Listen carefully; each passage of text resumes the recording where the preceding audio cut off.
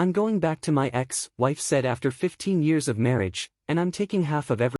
Back in 2008, I was a fresh CPA in Chicago. My cubicle neighbor Tyler was a forensic accountant who specialized in high-net-worth separations. He'd seen it all. Guys who built million-dollar businesses but kept everything in joint accounts, and lost half to wives who never touched the business. Most of them think being a good husband means trusting completely, Tyler said. By the time they realize the difference between trust and preparation, they're signing away businesses they built with their own hands. Then my brother Aaron got destroyed. His wife Isabel left him for her Pilates instructor and walked away with half his contracting business, the rentals, everything. She even brought the instructor to the house Aaron was renovating for them while he was picking out cabinets. The judge ruled against him despite security footage. Aaron told me, "Don't ever assume fairness. The system doesn't reward fairness. It rewards documentation." That night, Tyler and I made a pact. That never again protocol. If either of us got married, we'd help the other build real financial protection. 3 years later, I met Maya. Gorgeous, funny, and we clicked hard. But I remembered Aaron in that empty office. So while I fell for Maya, I built protection. Tyler helped me design it like a corporate tax strategy. Layers of entities, clear documentation, separation between personal and business assets. For 12 years, those documents sat like smoke detectors, unused but ready. Then came our 15th anniversary. We're at the Italian place where we had our third date. She's wearing the blue dress I bought her. I'm thinking maybe we'll have dessert, have a real conversation. Then she drops it. "Evan, I need to tell you something important. I'm going back to Dean, my ex. I don't think we should continue. You're a good husband, but I feel like I'm getting bored. And honestly, Dean has always been my true love." She said it like she was ordering off a menu. Clinical. Then the final nail. "I never really loved you, Evan. I just settled for you." 15 years gone in 3 minutes. I set my fork down and said, "And you should leave tonight." No begging, no scene, just logistics. Her face glitched. She wanted a meltdown and got a decision. At home, she threw clothes into suitcases, made loud calls to Dean. When she dragged the last suitcase to the door, she smirked. "I guess I'll finally get half of everything." I stayed quiet. Before we reveal what happened next, hit that like button if you think he made the right call staying silent. And subscribe because this story is about to get wild. Comment, "She played herself." Let's continue. What Maya never asked in 15 years. What I'd been building in the background. 7 years ago, she got distant and weird with her phone. That's when I quietly activated that never again protocol. I called Tyler. "She actually said that at your anniversary dinner." He laughed. "She really doesn't know how you structured things, does she?" Never asked. Never once wanted to understand how our money worked. The post-nup was the foundation. We put it in place 7 years ago when we refinanced. Framed as asset protection paperwork. She signed every page half watching TV. Called it my paranoid paperwork. Tyler drafted it like a corporate merger agreement. The key clause created separate property classifications. Anything earned or acquired post-signature stayed separate unless explicitly combined in writing. Everything I built remained in my name. House, cars, investments, mine. She had access, not ownership. My salary flowed into a business entity which paid distributions. Those funded our household account. Everything else stayed in business accounts she never knew existed. The house was in my name only. Bank accounts mostly individual. Her BMW lease through my business entity. The joint checking she'd probably drain $3,000. By the time her ride cleared the curb, she was a former household member with no rights to separately owned assets. Next morning, her sister Paige calls. Paige has a law degree and thinks she's brilliant. She separated from her husband 3 years ago and took his dental practice. She's been coaching Maya for years. Smart women maximize settlements. Her texts start, "She deserves better. Hope you're prepared to pay what you owe. Time to face consequences for your emotional mistreatment." I don't respond. She calls. "I'm representing Maya. Any attempts to hide marital assets will have serious legal consequences. Paige, you might want to review the post-nuptial agreement before making threats." What post-nuptial agreement? Bingo. Maya never told her. The one your sister signed in 2018. Filed with the county clerk. Public record. Long pause. Any post-nuptial signed under pressure can be challenged. Good luck proving pressure on something she signed while watching reality TV. There's a notary witness and security footage of her joking about a ridiculous paperwork obsession. Tyler calls, laughing. Paige is representing Maya. She's incompetent and thinks she's the smartest person in the room. She'll make mistakes while you've got 7 years of documentation. That afternoon, Paige files a restraining order claiming I'm hiding assets and preventing Maya from accessing community resources. She copy-pasted from a domestic violence template. Problem is, she files without reading any documents. My lawyer Victor calls, amused. She alleges asset concealment but ignores all your documentation. I'm filing a response with everything. 7 years of statements, a post-nup, social posts showing premeditation. Best case for them, hero dismissed. Worst case, judge sanctions page and awards you fees. Wednesday morning, Maya walked into our bank to access our accounts. The teller checked and said, I'm only seeing one account, a household checking with $300. Maya's voice jumped. That's impossible. Check again. The manager, Thomas, brought them to his office with a thick file. Inside were notarized forms Maya had signed over the years, account restructuring, removing joint ownership, beneficiary updates, and a customer survey where she wrote she appreciated how her husband handled all financial decisions and didn't want boring money stuff. This has to be fraud. I never agreed to this. But there it was. Her handwriting, her signature, time-stamped. Maya detonated. You can't just steal my money. I was his wife for 15 years. Thomas stayed professional. Mrs. Whitman, these accounts were individually owned. You had access privileges granted by the owner. Those were revoked per signed agreements. Page threatened the banking commission. Thomas offered certified copies for her complaint. They left empty-handed. As they hit the door, Maya said, but I'm his wife. That has to mean something. Thomas replied, it did, ma'am. Until yesterday when you voluntarily ended the marriage. Now it's just paperwork. That afternoon, Maya headed to Dean's apartment, her love nest. Then she saw the yellow paper on the door. Lease termination notice. Unauthorized long-term guest in violation of lease. Vacate within 48 hours. Dean's incredible deal came from his property guy. What he didn't know, that property rolled up to a holding company I control. Tyler helped me buy the building 2 years ago. Dean becoming a tenant was coincidence. Dean harboring my ex-wife was karma. Dean read the notice and went pale. Maya saw it then, a shift in his eyes. He wasn't her soulmate anymore, just a guy with a lease problem. Dean, we have to fight this. From inside, call your sister. This is legal stuff. I don't do legal stuff. You won't fight for us. Us? This is your separation. I didn't sign up for whatever this is. Maya screamed in the hallway. Neighbors filmed. The clip landed on Nextdoor. Woman having a breakdown in our building. 6 hours later, 200 comments. Maya became a local meme. The next day, Maya came to my house. Her key didn't work. I changed locks. She pounded on the door, yelling I couldn't lock her out. I called the police. Officer Herrera listened to her story. I handed him the documents. He turned to Maya. Ma'am, according to these documents, you voluntarily left. The property isn't in your name. Right now, you're trespassing. But I am his wife. Ma'am, you need to leave or I'll arrest you. My daughter Hannah called after midnight. Dad, Mom says you stole everything and spent years planning to destroy her. Is that true? Hannah, check your Dropbox. The family financial structure file I put there when you turned 18. Your mother signed the postnup 7 years ago. What's happening was triggered by her choice to leave for another man. Is Mom really broke? She has the same access she always had. She doesn't have access to accounts that were never hers. Did you know about Dean? Check your mom's Instagram. The celebration photo with Dean is 5 hours before our anniversary dinner. Hannah went full audit mode. She found Venmo payments from Dean to Maya going back months. Cash for dates. Posts gradually erasing evidence of our marriage. She wasn't just lying to you, Dad. She was lying to herself. Then Hannah got into Maya's phone at Pages. Dad, texts with Dean going back 6 months. She's been planning since last summer. Messages about maximizing the settlement. Waiting until after your anniversary. Dean helping research your business accounts. And Aunt Paige coaching Mom on how to script financial mistreatment. Hannah changed her emergency contacts and removed Maya from her financial aid access. She's been asking about your life insurance and hidden money. I think she wanted to use me. Meanwhile, Paige's emergency motion was denied with prejudice. The judge ordered her to show cause why she shouldn't be sanctioned for frivolous filings. Too late. Paige tried to hand Maya off to a specialist. Maya couldn't afford one. Now, let's talk about Dean. The guy's specialty was pursuing married women. Tyler's forensic work showed Dean's pattern. He'd done this twice before. Both previous women warned me during discovery. He targets women in separations, studies their finances, promises everything, delivers nothing. Until the process server knocked. Dean Marlowe, you've been served. Claims for intentional interference, alienation of affections, conspiracy to commit marital fraud. Exhibit A, his pattern across multiple married women. Exhibit B, he'd been paying below market rent on my property, saving $18,000